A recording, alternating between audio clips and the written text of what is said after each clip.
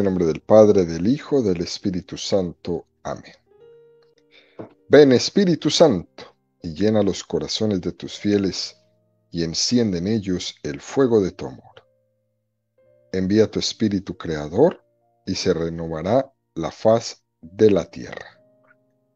Estamos estudiando el Catecismo de la Iglesia Católica, su segunda parte, la celebración del misterio cristiano, segunda sesión, los 7 sacramentos de la Iglesia, capítulo 3, los sacramentos al servicio de la comunidad, artículo 7, el sacramento del matrimonio.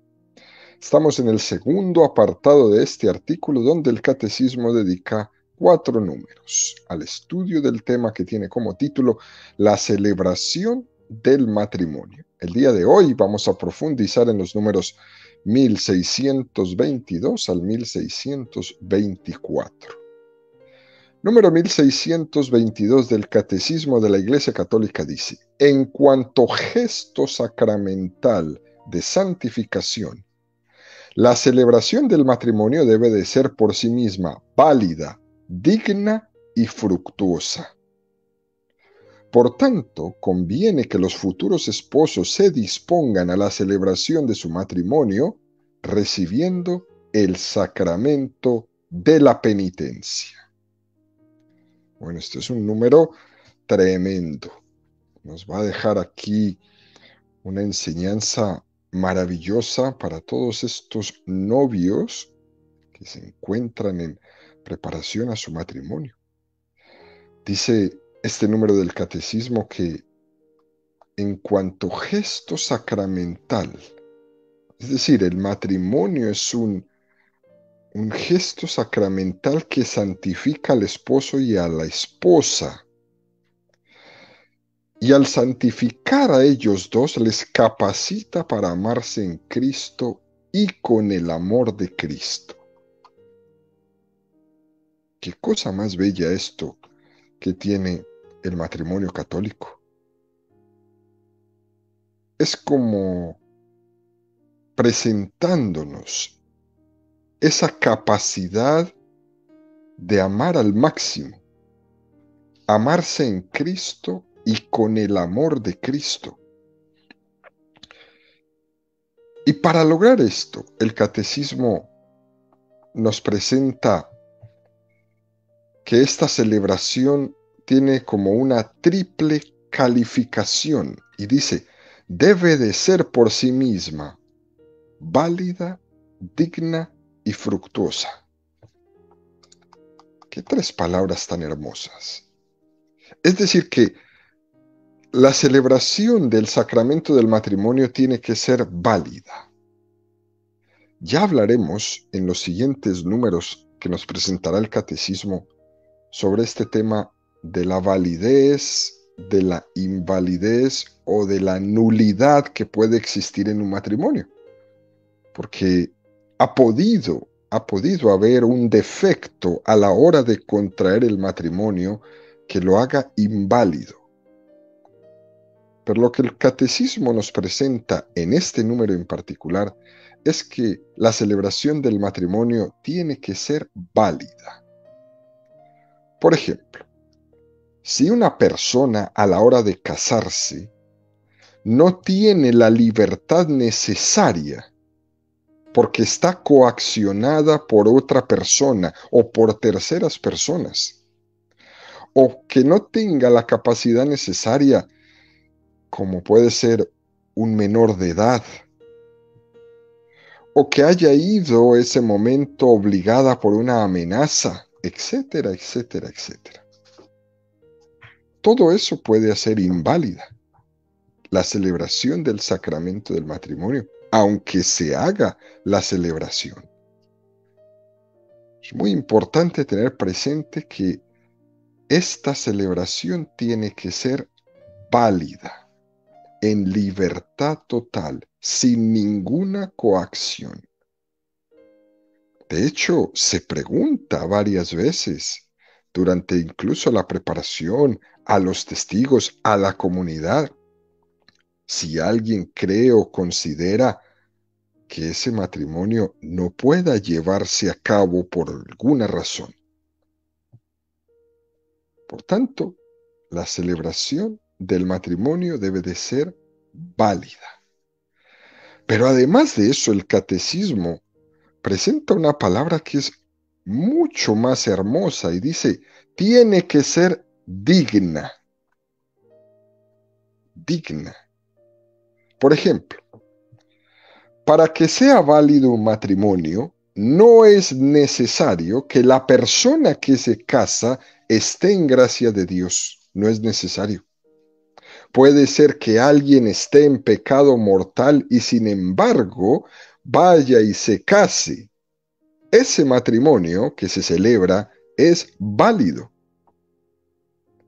Pero la iglesia no se conforma simplemente con la validez de ese matrimonio, sino que también quiere proponerle a ese novio, a esa novia, que ese matrimonio sea digno.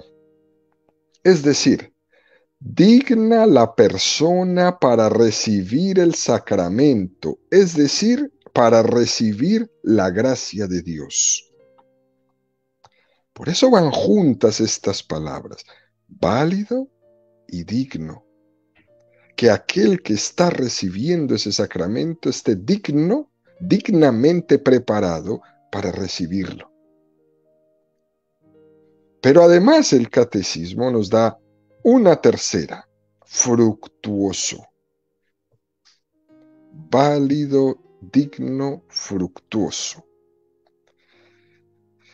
Esta palabra fructuoso es más que válido, incluso más que digno, porque quiere decir que uno se acerca al sacramento no solo con el mínimo, es decir, que sea válido, libre, que sea digno, es decir, que yo esté preparado para recibir la comunión, eso sería lo mínimo, sino que además quiere que lo hagamos de una forma devota, intensa, entregada, en confianza a la gracia de Dios.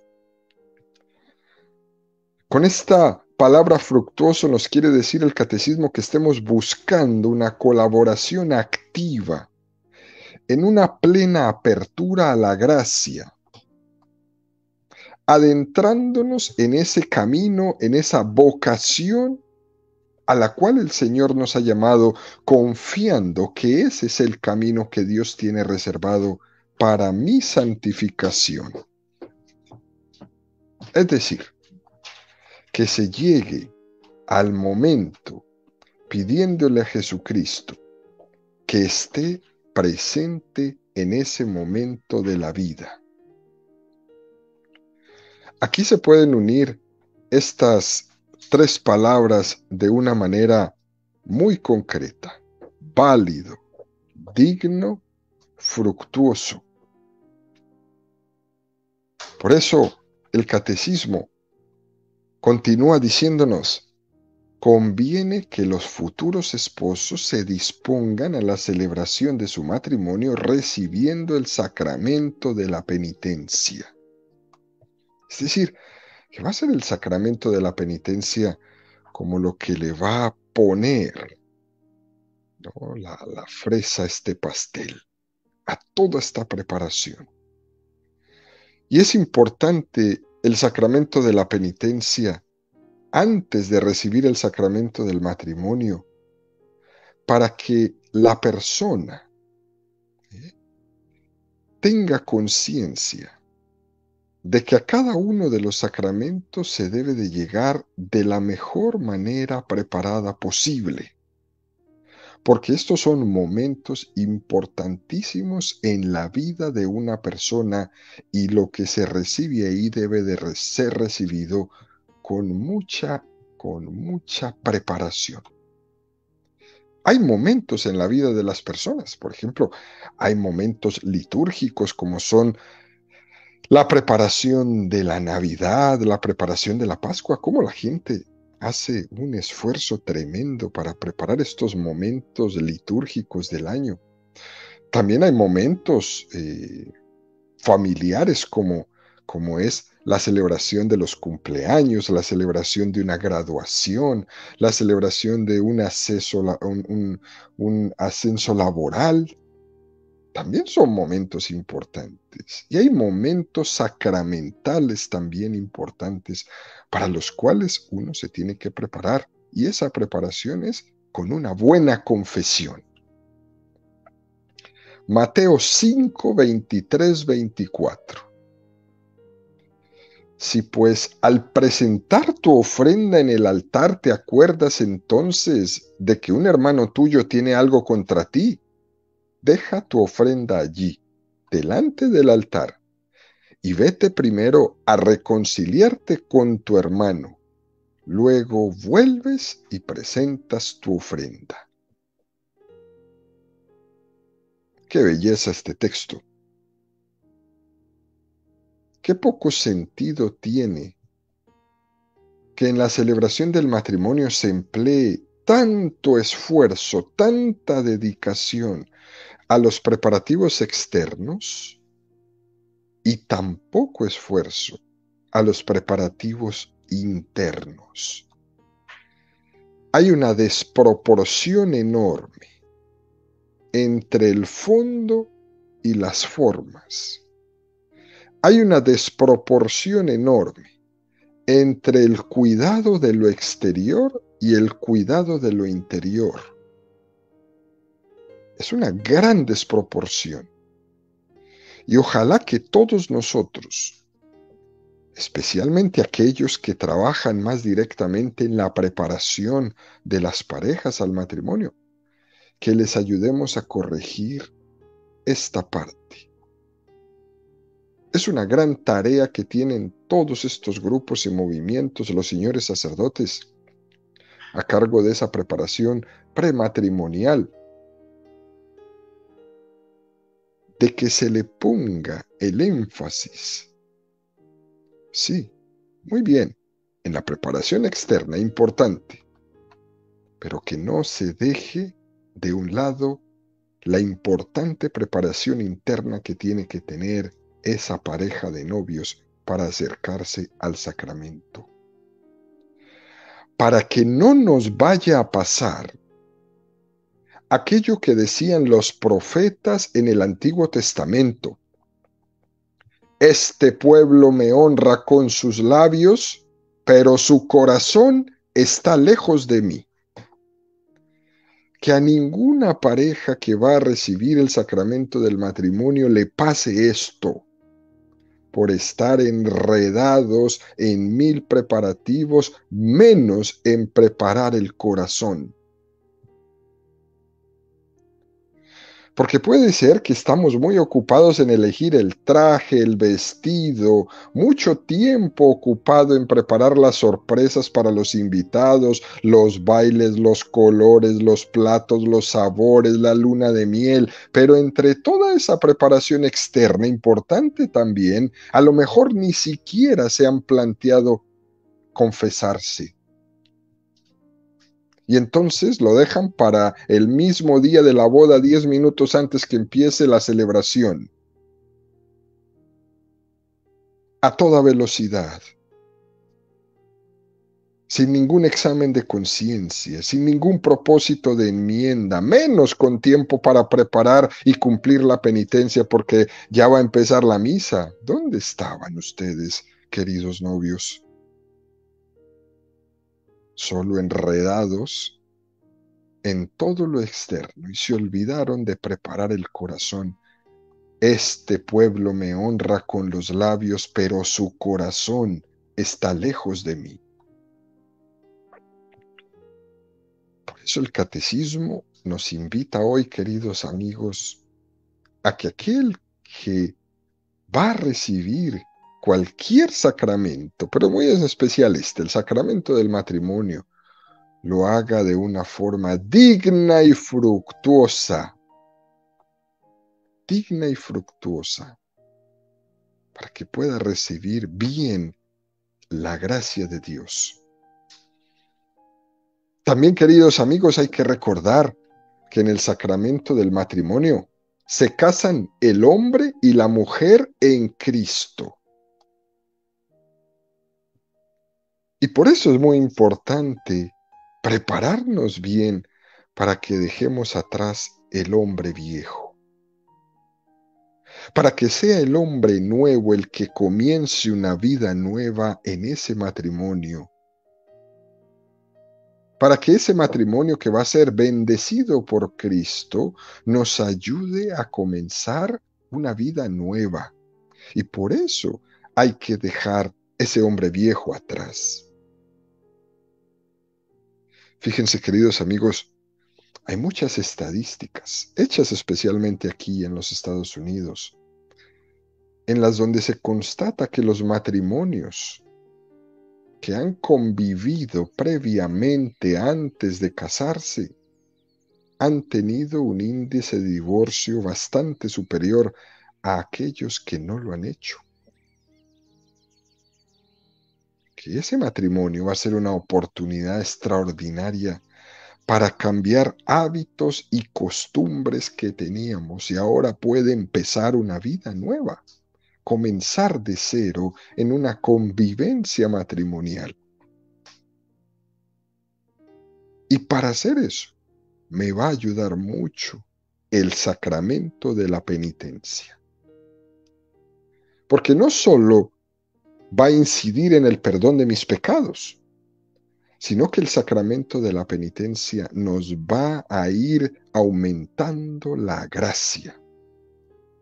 Y va a ser un excelente camino para comenzar una vida nueva, con un hombre nuevo. Porque los dones de Dios que se reciben en los sacramentos se incrementa gracia tras gracia. Es igual que cuando no los tomas, rechazas gracia tras gracia. Pero cuando lo recibes, creces. Cuando uno rechaza la gracia del sacramento de la penitencia, está rechazando una de las mayores gracias que Dios me regala. Por eso, empezar una vida nueva en este matrimonio de la mano de la gracia de Dios. Eso me va a dar la oportunidad de comenzar como un hombre nuevo. ¿Cómo puede ayudar el sacramento de la penitencia a prepararme mejor para recibir el matrimonio, el sacramento del matrimonio?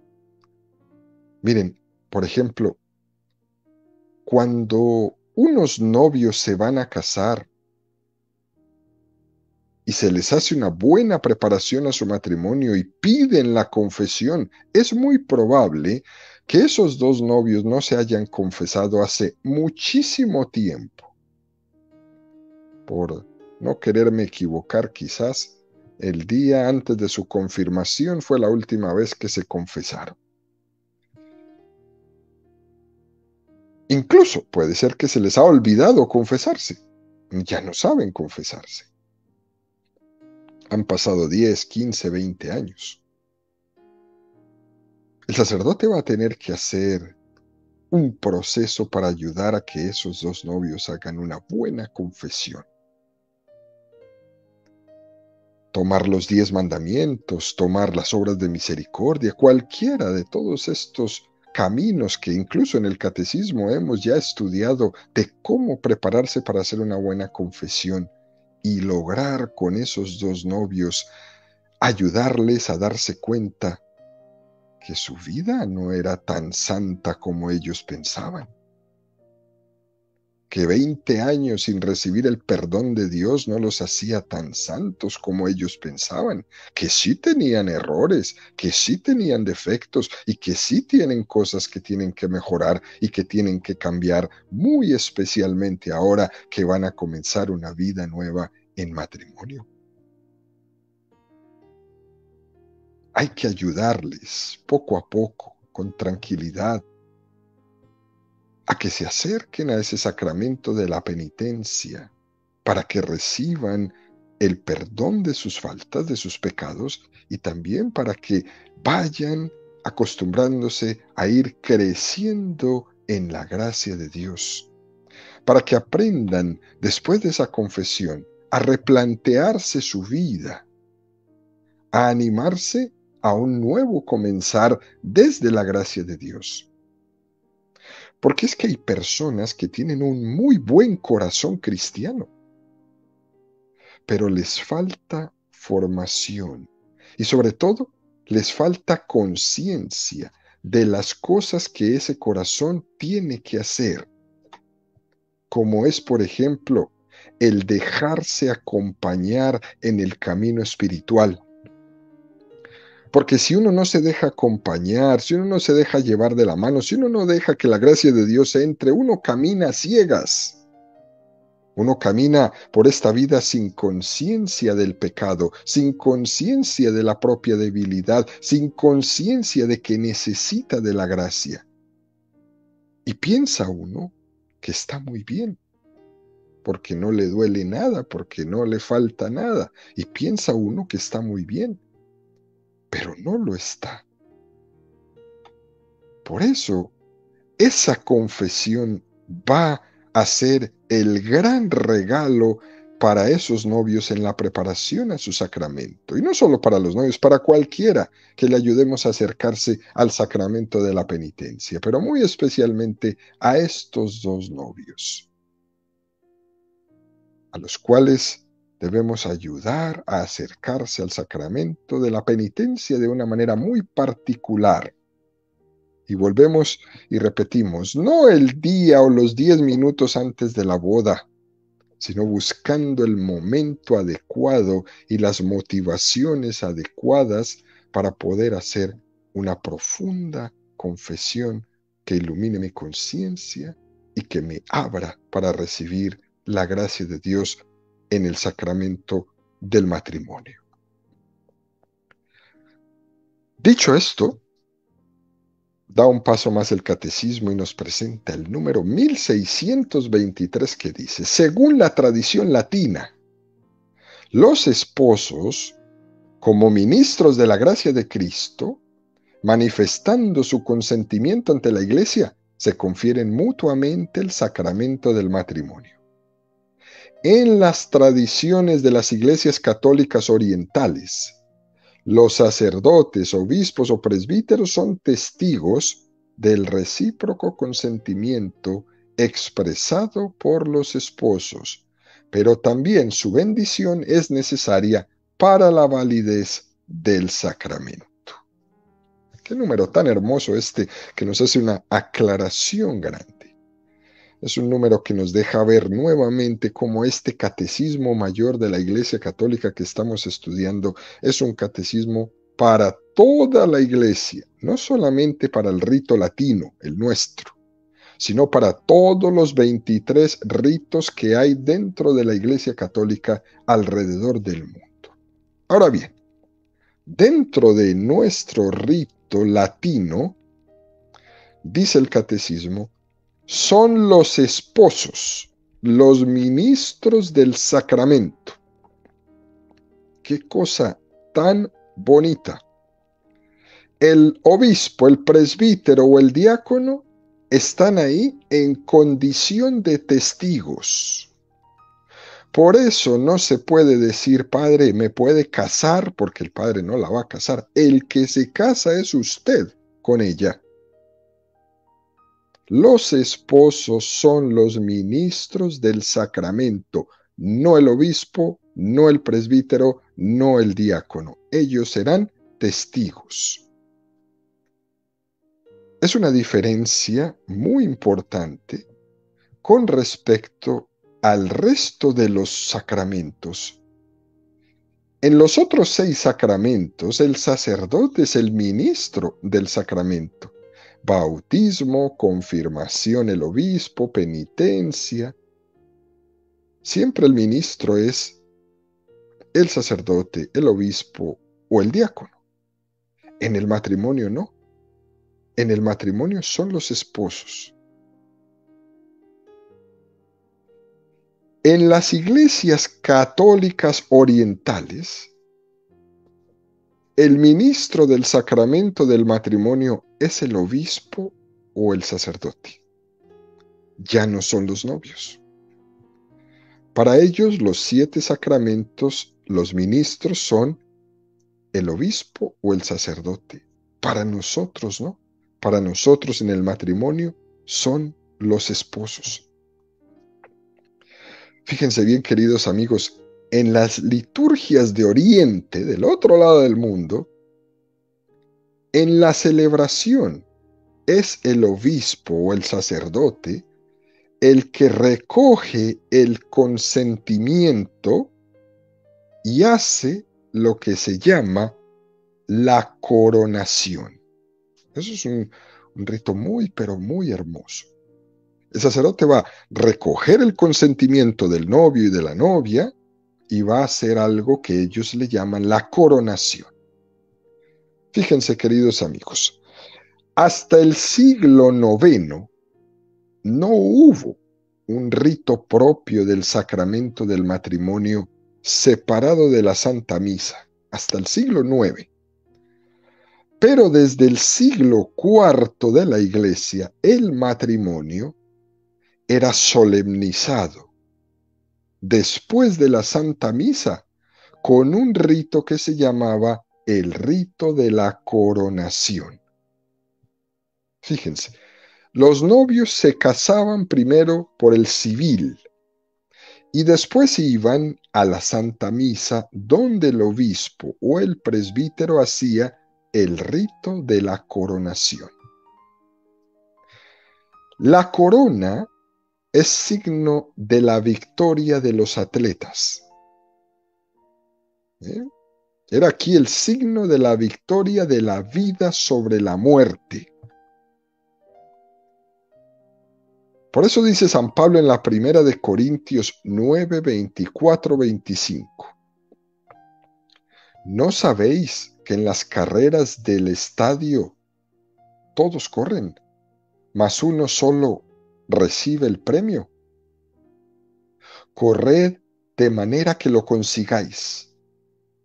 Los atletas se privan de todo, y eso por una corona corruptible.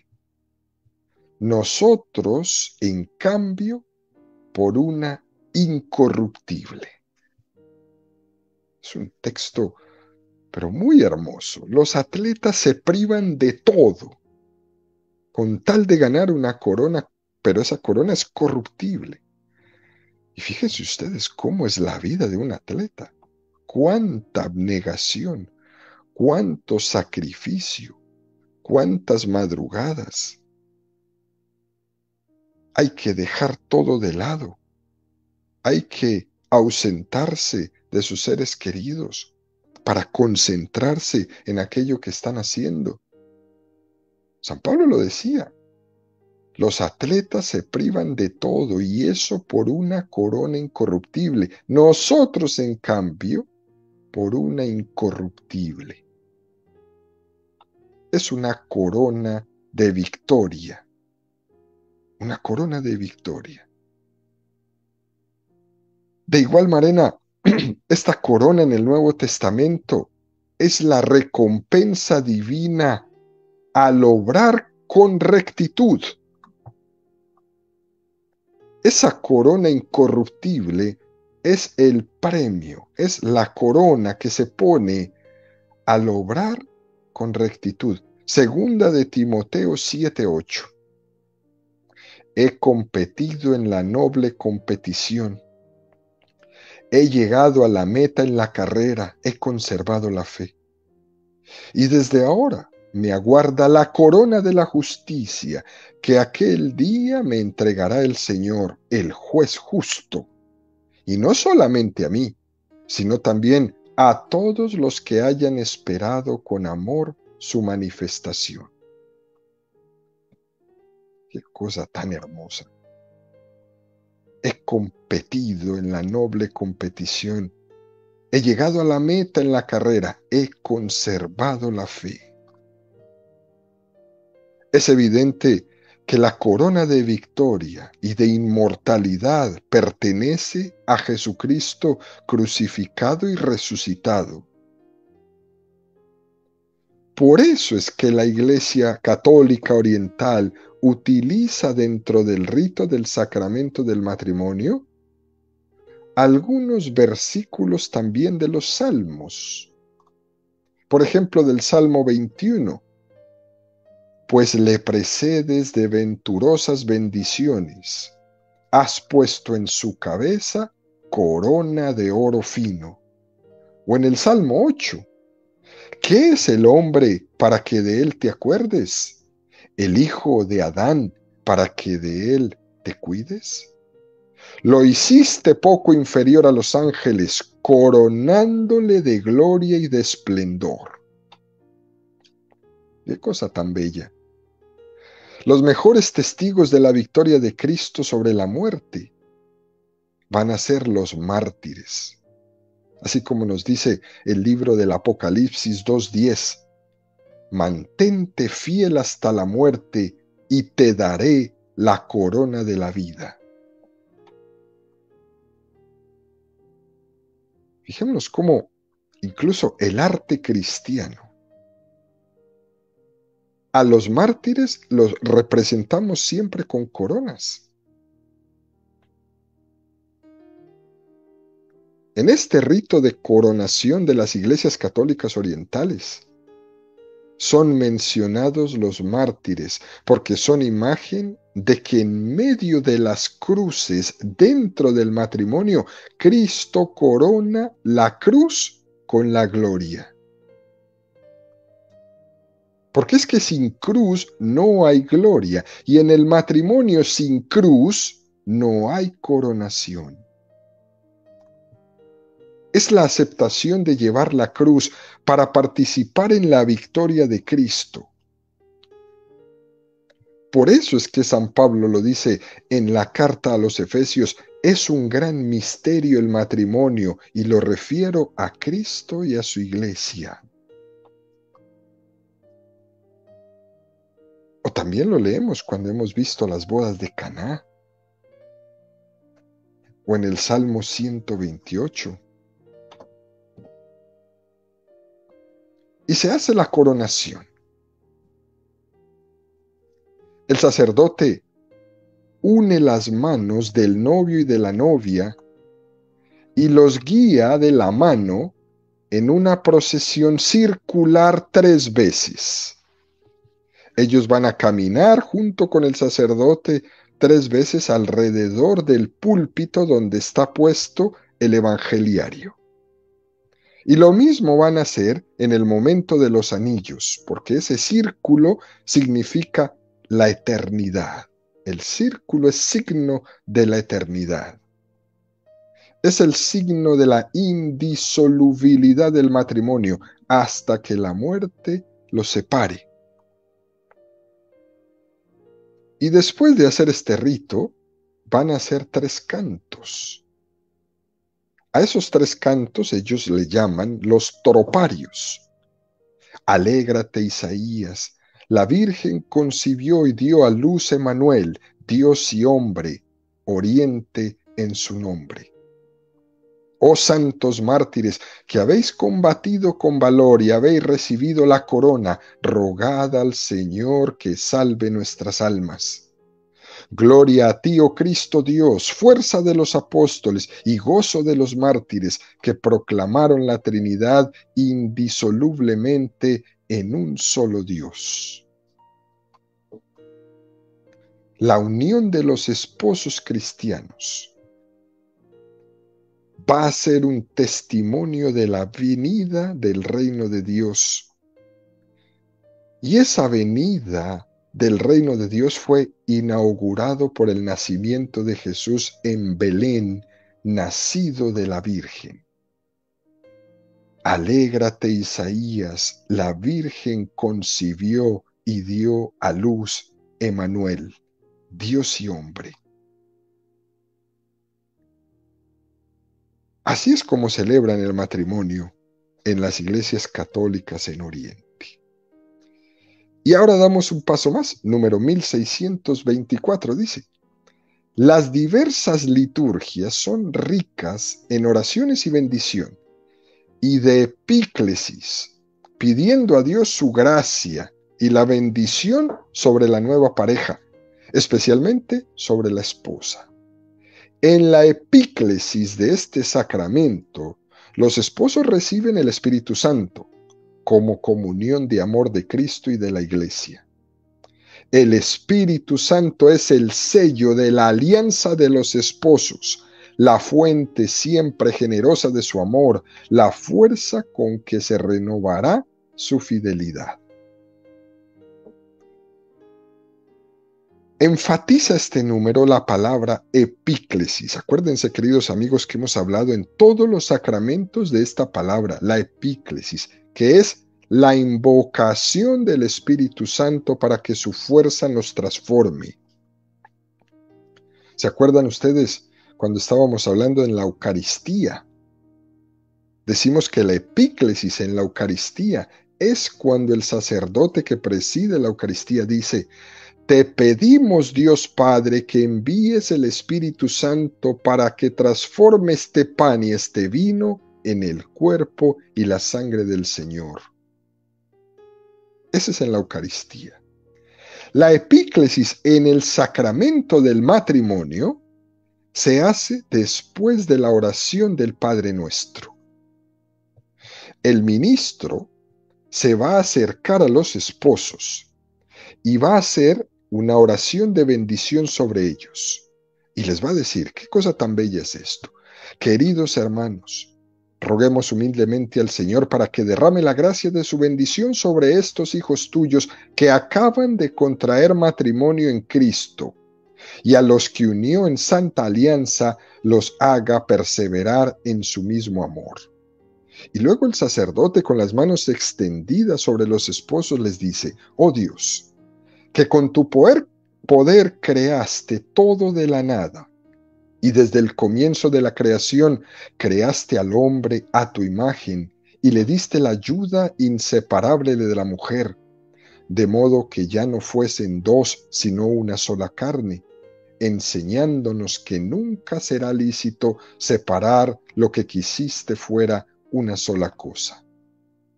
Oh Dios, que consagraste la alianza matrimonial con un gran misterio, hoy has querido prefigurar la alianza de Cristo con la Iglesia. Oh Dios, que unes a la mujer con el varón y otorgas a esta unión establecida desde el principio la única bendición que no fue abolida ni por la pena del pecado original ni por el castigo del diluvio. Mira con bondad a estos hijos tuyos unidos en matrimonio, que piden ser fortalecidos con tu bendición. Y aquí viene la epíclesis. Envía sobre ellos la gracia del Espíritu Santo, para que tu amor derramado en sus corazones los haga permanecer fieles en la alianza conyugal. Esto es una belleza, queridos amigos, nuestra liturgia católica en el sacramento del matrimonio. Y toda esta belleza es una invocación al Espíritu Santo para que venga y haga su obra en esos esposos.